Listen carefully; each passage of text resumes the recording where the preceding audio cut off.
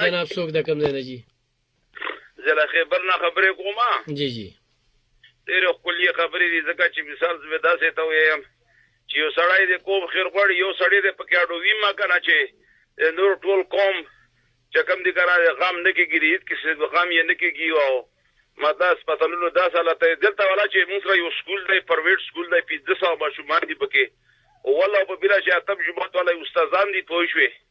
او چې مطلب دا دی چې په زرونو روپیو تجارت یې جوړ کړی دی، تپوس والا څوک نشته دی، پوه شوې. به دغه جلسې دي، ټولې پیسې ویسې په دا باندې خرج کېږي، او چې بیا یو سړی چې مشر جوړ شي، هغه بس یو سړی یو طرف له کېږدي او خپله مشوره وکړي، د هرې پارټۍ د خلک سنجیده خلک راواخلي، او مطلب دا دی چې دا قوم د ملک د خلکو د مخلوق د خیرخواهۍ او د دغو مطلب دا دی چې د فایدې د رسولو کوشش وکړي. نو دا بس په دا کې دي چې به دا یو خبره یې اورېدلې نو لکه پوهېږو چې څه وکړو. صحیح، ډېره زیاته مننه جي. دا وروره دا د خیبر نه کالر و تاسو به واورېده.